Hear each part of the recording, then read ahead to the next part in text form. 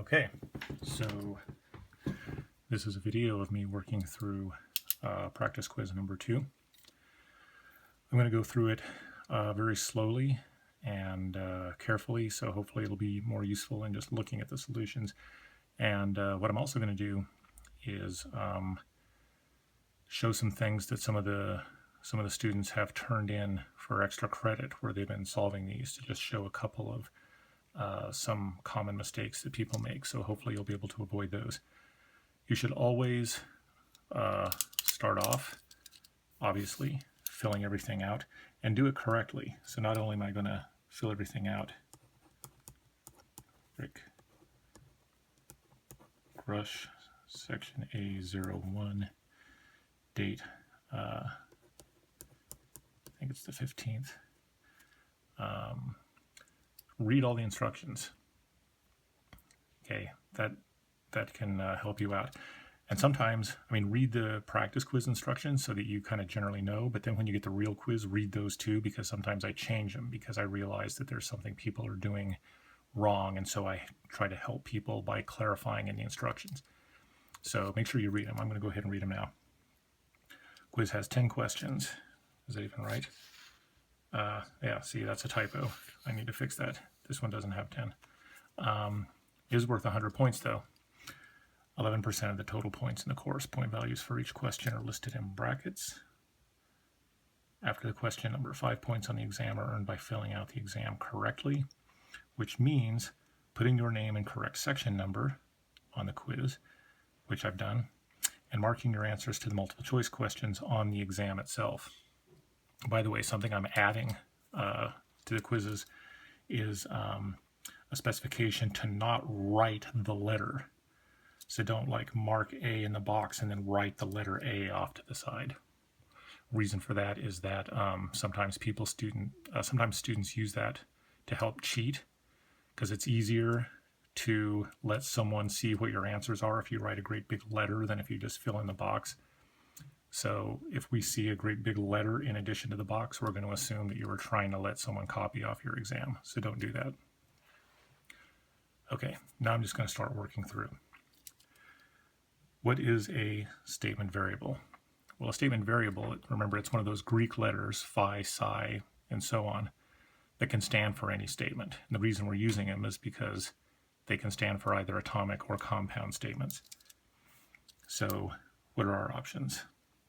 A statement that is ambiguous? No. A word that turns one statement into another statement? No. A Greek letter that can stand for any statement? Yes. A capital Roman letter that stands for a compound statement? That's all kinds of wrong, because they're not Roman letters, and even if they were Roman letters, we use Roman letters, that's A, B, C, D, to stand for atomic statements. So it is C. And remember, if I wrote a C out here, a big capital C, I would not earn my 5 points for doing the exam correctly. And I would draw attention to myself as someone who's maybe writing those letters to help other people copy off my exam. So don't do that. Okay, question 2. Which of the following are true of the following truth table? So here I'm just going to look at this truth table and then go one by one, and anything that's true of the table I mark. The atomic statements are in the correct order. Well, that's not true, because they should be alphabetical. It should be A, B. So A doesn't apply. There are the correct number of rows. No, there's 2 atomic statements, but there's 5 rows, so I don't know how 5 came about, but that's not correct. There should be 4. There are the correct number of columns. Well, if you're doing a truth table for not A, then B, they got the right columns, or the right number of columns. You've got A, B, not A, and then if not A, then B. They're not in the right order, but there's the correct number of columns. Okay, assuming the truth values in columns 1 and 2, meaning assume they're correct. Okay, so we know there's mistakes here because there isn't even the right number of rows. But for purpose of this question, we're going to ignore any problems that there might be with 1 and 2. We're just going to assume that columns 1 and 2 are correct, and then see if column 3 is correctly computed from those prior columns. Well, 3 is not A, so that should be the opposite of A. So true becomes false, false becomes true, true becomes false, false becomes true, true becomes false. Yeah, if these were correct, then this would be correctly computed from them. So that applies. Oh, and there's also the correct number of columns. I forgot to mark that one. Assuming the truth values in columns 1 and 3 are correct, then the truth values in column 4 are correct. So this is not A, then B. It's based on columns 1 and 3. So I'm just going to assume 1 and 3 are correct, and then see if this is in fact the correct function given whatever these truth values are. So false antecedent, true consequent. Already it's wrong, right? False true should be true, and true false should be false. So using the conditional truth function with this antecedent, that consequent, wouldn't give you these value of T's and F's. So E isn't the case. What about F? Correct atomic statements are present. A and B, yes, they are present. They're not in the correct order on the truth table, but they are present. Which of the following are true of the following truth table? Same thing as the one above. All the required atomic statements are present. No. There should be a column for Q. We need, if we're doing a truth table for if not Q, then P, we should have P, Q, not Q, then that. So A is not the correct answer. There are the correct number of rows. Yeah, there should be 4 rows, and there are 4 rows, so B applies. There are the correct number of columns. No, because we're missing Q. And assuming that the truth values in 1 and 2 are correct, then the truth value in column 3 is correct. So is this correctly computed from these? Just assume these are right, even if they're not. But if they are right, is this correctly determined from them? If true, then true is true. If false, then true. That should be true. If true, then false should be false. So D doesn't apply. So only B for number 3. Okay. Number 4. Do a truth table for the following statement, and then select the correct truth column for the statement from the options. Okay. So I'm just going to do a truth table for if not G, then G. So there's one atomic statement. So I'm going to need 2 rows, true, false, not G, false, true, and then if not G, then G. Antecedent, consequent, true antecedent, false consequent. It's going to be false there, true there. So the answer is C. It's true, false.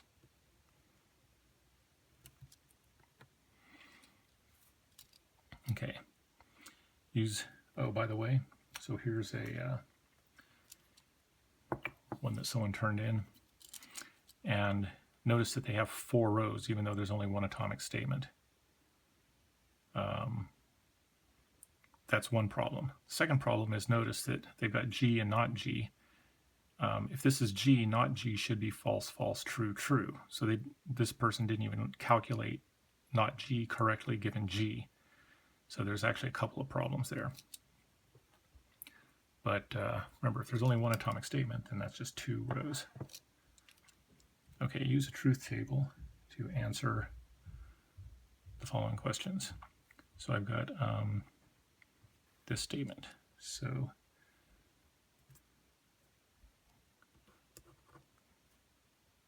B, C,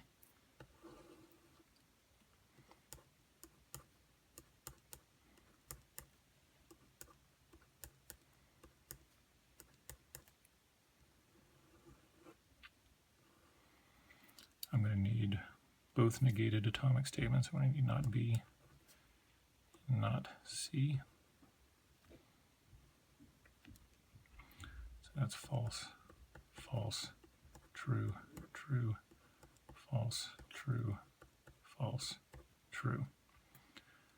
I need B and not C.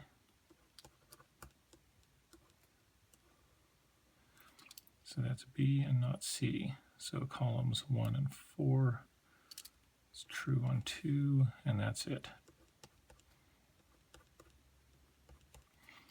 I'm going to need, if not C, then not B.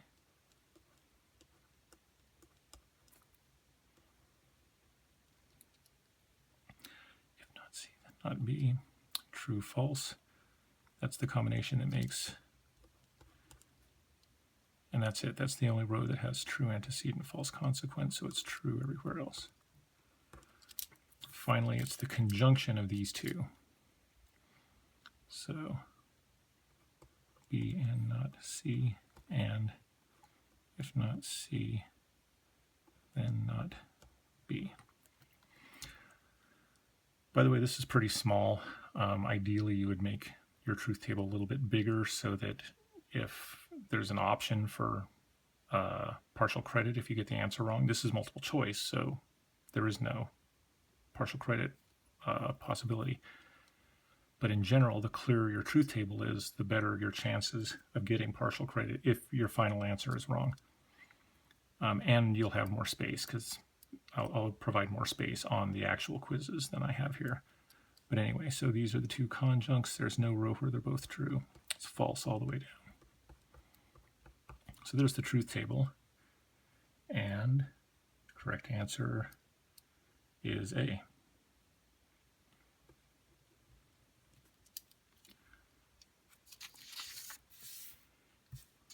5b, the statement is a contradiction because look, it's false all the way down.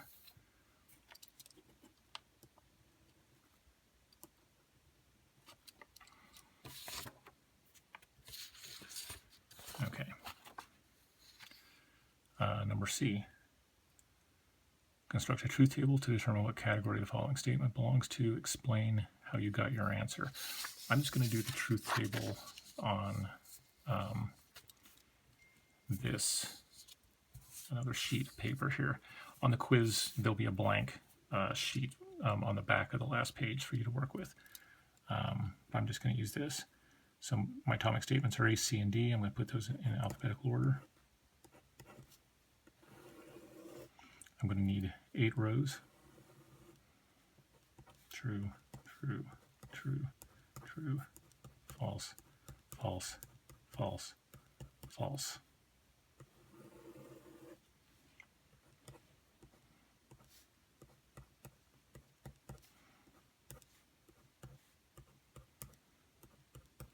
So it's 4, 4, then I'm going to go 2, 2, and 1, 1.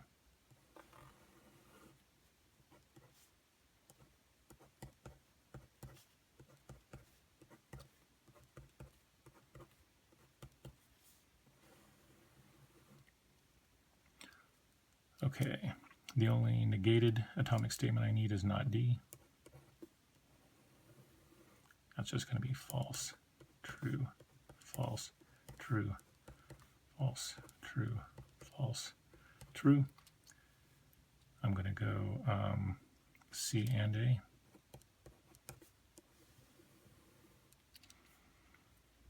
It's going to be true on 1 and 2, and that's it.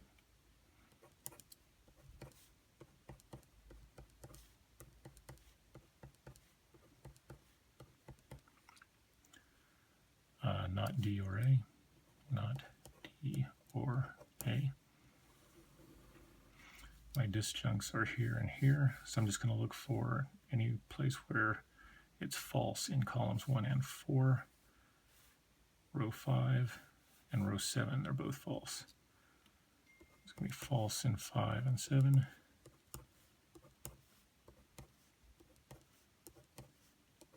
True everywhere else. Finally, I have, well, not finally, I have the negation of this, not D or A. That's just the negation of that one. So that's false, false, false, false, true, false, true, false, and finally we have the entire statement, C and A, then not D or A. This is a conditional, here's the antecedent, here's the consequent. I'm going to look for the combination that makes it false, which is true antecedent, false consequent. And we've got it on 1 and 2, and that's it. So it's false. Those are the only rows that have the falsifying combination. So it's true everywhere else. Okay, so there's the truth table. Construct a truth table, determine what category the following statement belongs to, tautology, so forth. Explain how you got your answer. Well, the statement is a tautology because its truth column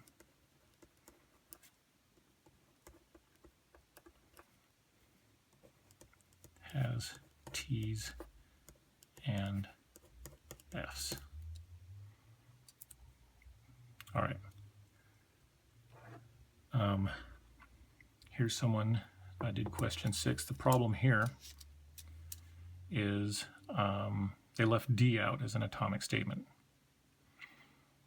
Now they ended up getting the right answer, and so even though this wasn't multiple choice, they did get the right answer. So depending on how rushed the TAs are, if they actually looked at this carefully, they would see that this is wrong. They would take maybe at least a point or two off because this isn't done correctly.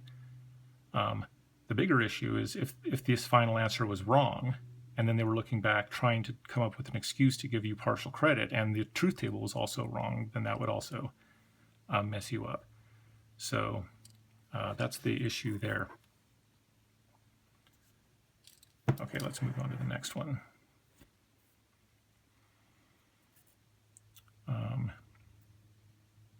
Use a truth table to answer the following questions about statements 1 through 3. So I'm going to go ahead and do another truth table. I'm going to put it below here. So my 3 statements are if x then y, y, x or g. So I'm going to need g, x, y. That's alphabetical order. G, x, y.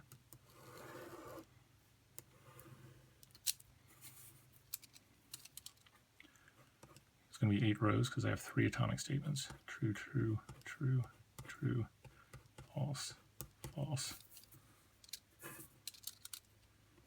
false, false.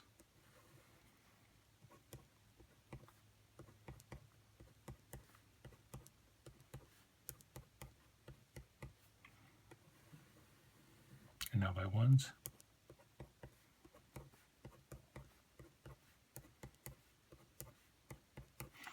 I'm going to draw a couple lines across just to help me keep things straight.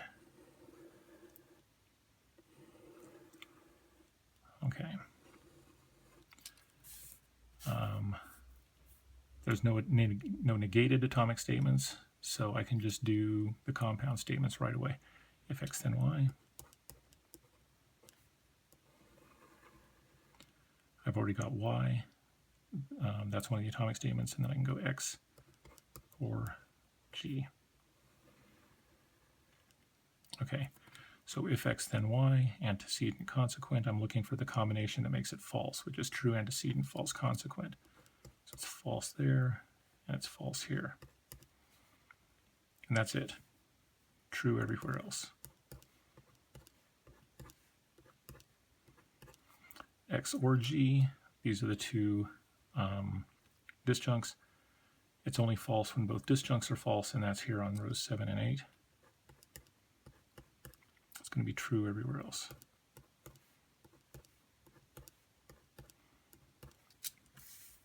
Okay, so what are the questions? Let's see, I'll just move this up here. I'll go ahead and number these just to make my life easy. This is 1, that's 2, that's 3. Our statements 1 through 3 consistent. Okay, to assess consistency, I'm looking for any row where they're all true. And row 1, 2, and 3 are all true. So, yes, 1 through 3 are consistent because they are all true on row 1. Are statements 1 through 3 equivalent? No, there's a difference right here on row 2, false, false, true. In order for them to be equivalent, they have to have exactly the same truth value on every row. So far, so good. They're all true. They all have the same truth value there, but they don't all have the same truth value there. So, see, that's A. B. No. 1 through 3 are not equivalent because they do not have identical truth columns. Okay, do 1 and 2 jointly imply 3? So here's 1 and 2 and 3. So I'm going to look for a counterexample row, which would be a row where 1 and 2 are true, but 3 is false. Yeah, right here, row 7 is a counterexample row. So 1 and 2 don't jointly imply 3. C. No. 1 and 2 do not jointly imply 3.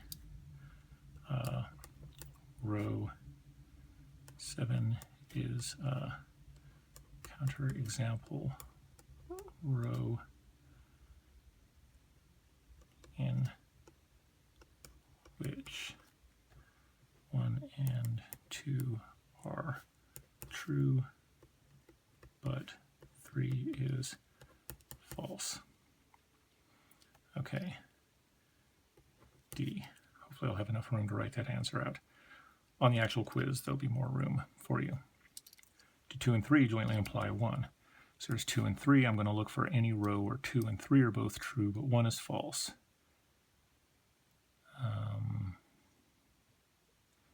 Doesn't look like it. I'm going to scan through one more time. No, there's no counterexample row. Yes, 2 and 3 do jointly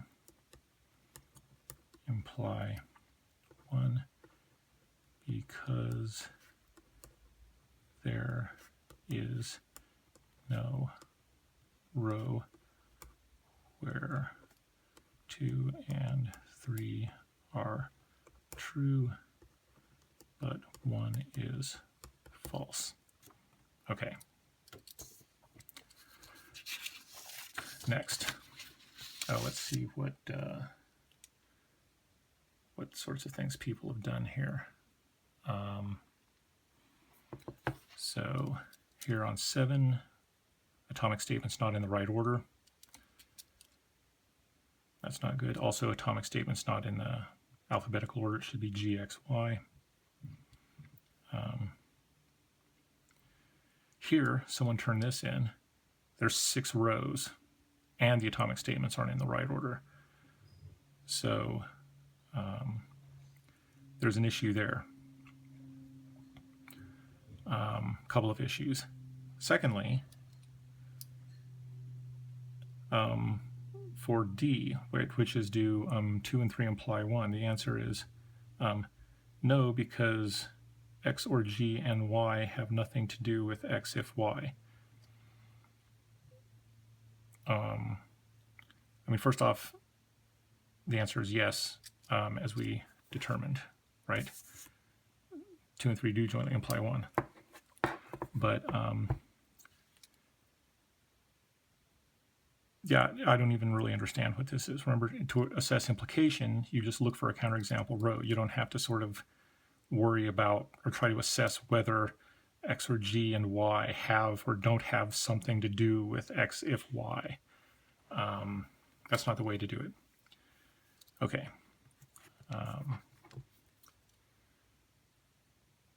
Let's move on to number 8. We're going to do a truth table, determine whether the following argument is valid. And I think I can probably do the truth table. I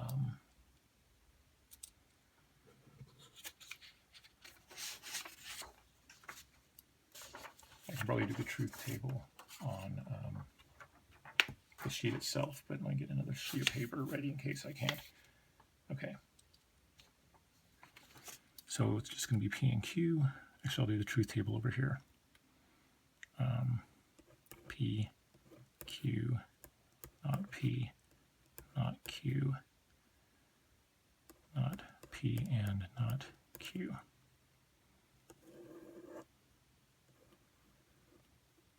True, true, false, false, true, false, true, false. Not P and not Q, we're just going to be the opposite of P and Q, so it's false, false, true, true, false, true, false, true. Not P and not Q, only on row 4 are both of those true, so it's going to be false everywhere else. So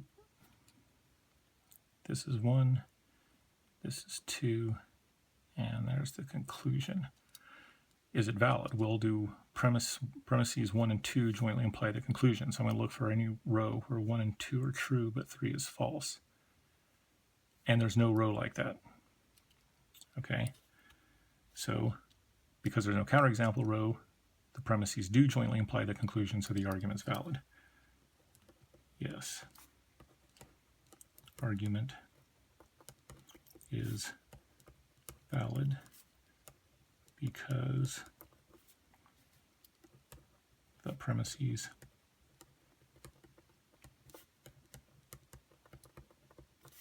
jointly imply the conclusion, because there is no CE counterexample row in which the premises are T and the conclusion false. Okay. Let's see what are some of the things people have done here. Use a truth table. They're using an asterisk for a dot. That's okay. Don't do that on the quiz, but because they had to like type it out and there isn't a dot on the keyboard, you know, that's okay. Now here's the explanation. You're supposed to determine if the argument's valid, and this person says, conjunction rule, it is only true if they are both true, any other version is false. Kind of sounds like they're just explaining how they got this truth column, but that doesn't say anything about why this argument is valid. So I don't know if they just kind of forgot what the question was, but that, yeah, this has nothing to do with validity. Here, person does a truth table and says this statement is invalid. Well, first off, they said the statement is invalid. The question is the argument invalid?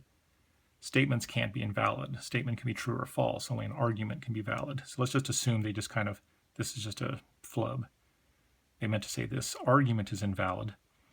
Since all the premises are not true, therefore the conclusion is not true. Yeah, that's not the test. The test is there a counterexample row? And there isn't one, so the argument's valid. The premises jointly imply the conclusion. I think what this person's getting at is that the premises aren't consistent. If you look, you'll see there's no row where the premises are all true, right? And maybe this person thinks, well, if the premises aren't consistent, that means the argument can't be valid. But that's not right. In fact, if the premises are inconsistent, the argument has to be valid. Here's another one. Oh yeah, so this is exactly what this person meant. Also, this person used an asterisk. Actually, if you're typing these things out, the ampersand is better. I like that better than an asterisk.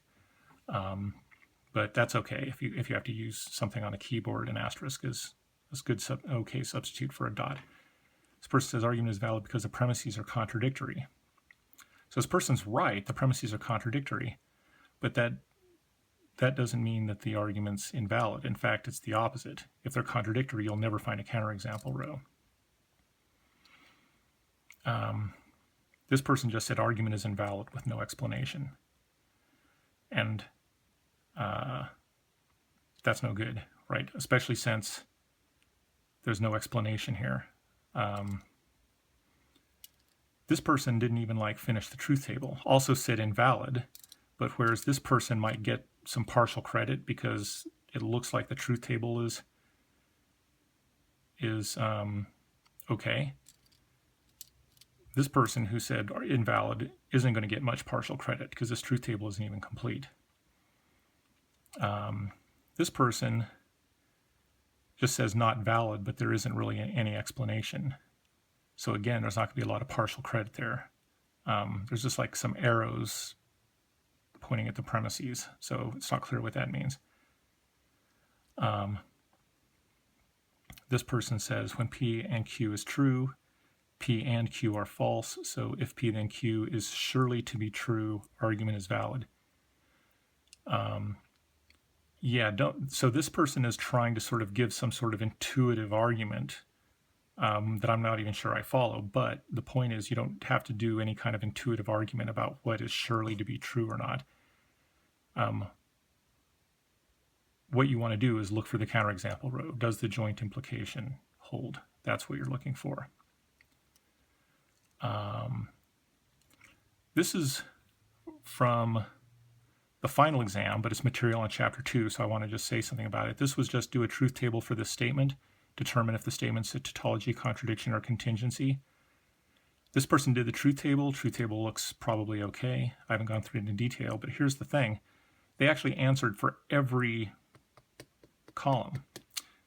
And I think their answers are right, but they really you only need to do it for the statement we're assessing, which is this one, which was the last one here. You don't have to do it for every single column. The thing I wanted to mention here is look at this. This should be not if J then S. Okay, and what this means is not if J then S. That's the statement that should have been written there. This person just wrote not J then S, which is a different statement. This is if not J then S, and this is it is false that if J then S. Now this was just kind of a typo, because if you look, the person actually did the right truth column for not parentheses if J then S close parentheses. So they did it right, but they just wrote that wrong. But anyway, be careful, don't write it wrong. Also, they got the wrong answer. It's not a tautology because they actually didn't get this right. Right? It's a disjunction. This is first disjunct, second disjunct. This should be false here. They put true. And the problem is that, so it should be contingency. So they got the wrong answer. But then the TA comes back at this and is looking, okay, well, maybe I can give them partial credit. Might get some partial credit because there's actually, for the most part, this is okay. But there are a couple of mistakes here. And so this would probably cost the person, even though it didn't end up doing anything, but the fact that they got the answer wrong and there were some errors here will sort of decrease the partial credit. So be careful about that. This person, this is final exam question 10. So determine if the argument's valid. And I just want to point out what happened here. Here's the premises and the conclusion. All you have to do is you do a joint truth table that has all of these statements on it, and you look for the counterexample row. Well, this person actually did some interesting things that aren't quite right. First, just did like a miniature truth table for every statement. G, K, and then G or not K, K, K and not K, and then did G, K again. So instead of a joint truth table, there's like 3 separate truth tables. Okay, so first off, don't do that. Secondly, even these miniature truth tables aren't quite right because, for instance, look at the truth table for G or not K. There's no column for not K, right? You need G, K, not K. Now it looks like they computed the truth values correctly as if they had a column for not K, but even so, do it. Then they sort of combined this into one truth table, but this truth table also isn't right. I mean, it's right in the sense that the pattern of T's and F's are correct, but there's no column for not K here. And their answer, not valid because the second premise can never be true. Okay, so here's the issue here. First off, this explanation isn't right. It's correct that premise 2 can't be true, but that doesn't mean the argument's not valid. In fact, it means the premises are inconsistent, so the argument has to be valid.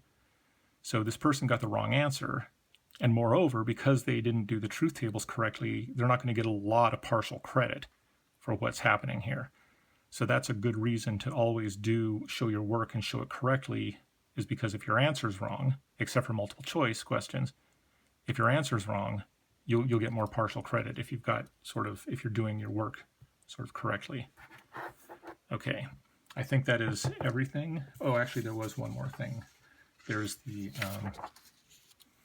optional question. And I sent the answers out. People who are doing the optional stuff shouldn't have a problem with that. Basically, you just do a truth table for this statement. From that truth table, you just read the disjunctive normal form right off of that, and then you just do another truth table that has the DNF form in this, and you show that those 2 statements are equivalent. And I run all through that in the solutions I sent out, so that should be straightforward. Okay, that's it for these solutions. Good luck on the quiz.